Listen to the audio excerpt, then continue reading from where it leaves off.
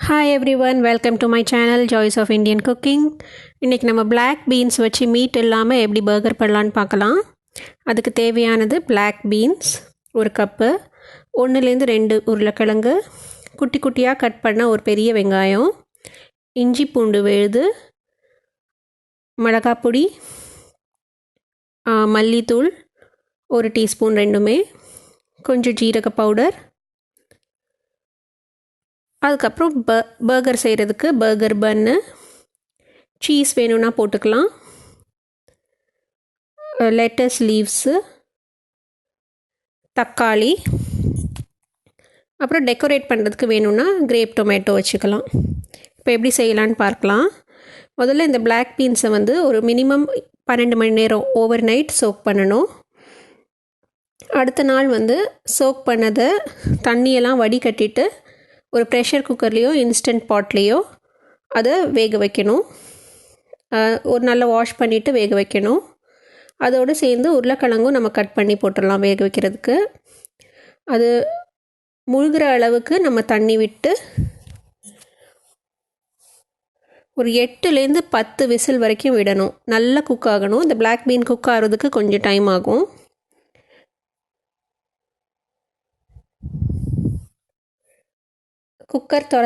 Cooker திறந்ததுக்கப்புறம் அதை நல்லா ஒரு மேஷர் வச்சு மசிச்சு ஒரு பேஸ்ட் கன்சிஸ்டன்சிக்கு கொண்டு வரணும்.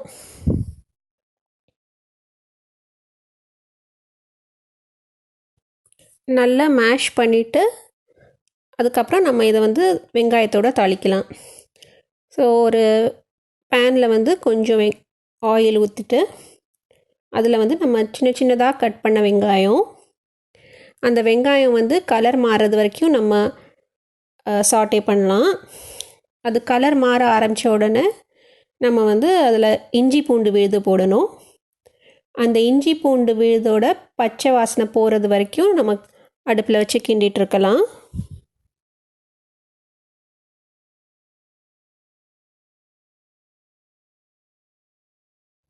அதில் நம்ம மிளகாய்த்தூள், ஜீரகத்தூள், அப்புறம் மல்லித்தூள் போடலாம். மிளகாத்தூள் உங்கள் காரத்துக்கு ஏற்ற மாதிரி போட்டுக்கோங்க. அதுக்கப்புறம் உப்பு, நம்ம வேக வைக்கும்போது உப்பு போடலை. ஸோ இங்கே ஃபுல்லாக டிஷ்ஷுக்கு தேவையான உப்பு போடணும். அந்த பொடியெல்லாம் நல்லா குக் ஆகி பச்சை வாசனை போகிறது வரைக்கும் வதக்கலாம். அதுக்கப்புறம் நம்ம குக் பண்ண பீன்ஸும் உருளைக்கிழங்கும் சேர்த்து போட்டு நல்லா கிளறி விடலாம். ஸோ இது ஆல்ரெடி வெந்திருக்கிறதுனால நம்ம ஜஸ்ட் அந்த மசாலாலாம் நல்லா அதில் ஃப்ளேவர்லாம் இறங்குறது வரைக்கும் குக் ஆனால் போதும். அதுக்கப்புறம் லைட்டாக கூலாகி நம்ம டச் பண்ணுற மாதிரி இருக்கும்போது ஒரு நல்ல பெரிய பெரிய பாலாக செஞ்சுக்கலாம். அதுக்கப்புறம் அதை லைட்டாக ஃப்ளாட்டன் பண்ணணும். இந்த பேட்டியோட சைஸ் உங்கள் பர்கர் பன்னோட சைஸ் எவ்வளோ இருக்குதோ அதுக்கேற்ற மாதிரி அந்த பன்னை ஃபுல்லாக கவர் பண்ணி கொஞ்சம் வெளியில் தெரிகிற மாதிரி இருக்கணும். அவ்வளோ பெருசாக ஷேப் பண்ணி அந்த சைஸ்க்கு தட்டி எடுத்துருங்க. அதுக்கப்புறம் ஒரு பேனில் லைட்டாக எண்ணெய் விட்டு 2 சைடும் சூடு பண்ணிவிட்டு அதுக்கு மேலே ஒரு சீஸ் ஸ்லைஸ் வச்சுக்கோங்க. நீங்கள் வீகனாக இருந்தீங்கன்னா சீஸை ஸ்கிப் பண்ணிக்கலாம், இல்லைனா வீகன் சீஸ் யூஸ் பண்ணலாம்.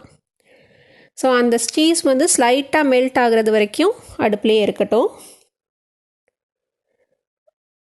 அதுக்கப்புறம் நம்ம அதில் பர்கர் பன்னை டோஸ்ட் பண்ணி, ஸோ நான் இதில் யூஸ் பண்ணுறது ஹோல் வீட் பர்கர் பன். ஸோ உங்களுக்கு ரெகுலர் யூஸ் பண்ணணும்னா ரெகுலர் கூட யூஸ் பண்ணிக்கலாம். அதில் ஒரு லெட்டஸ் லீஃப் வச்சு அந்த பர்கரும் சீஸையும் வச்சு மேலே தக்காளி, இதில் நீங்கள் உங்களுக்கு பிடிச்ச சாஸ்லாம் கூட ஆட் பண்ணிக்கலாம். டொமேட்டோ சாஸ், அதாவது கெட்சப்பு, மேயோனீஸ், அதெல்லாம் உங்களுக்கு விருப்பப்பட்ட மாதிரி காண்டிமெண்ட்ஸ் ஆட் பண்ணிக்கலாம். மஸ்டர்டு எல்லாம் ஆட் பண்ணிக்கலாம். அதுக்கப்புறம் மேலே சும்மா டெக்கரேஷனுக்கு ஒரு டூத் பிக்கில் நான் கிரேப் டொமேட்டோ இல்லை செரி டொமேட்டோ வச்சு சர்வ் பண்ணால் சுவையான வீகன் பர்கர் ரெடி. இந்த வீடியோ உங்களுக்கு பிடிச்சிருந்ததுன்னா மறக்காமல் லைக் பண்ணுங்கள். ட்ரை பண்ணிவிட்டு உங்கள் ஃபீட்பேக் சொல்லுங்கள். அடுத்த வீடியோவில் பார்க்கலாம். பை. பாய்.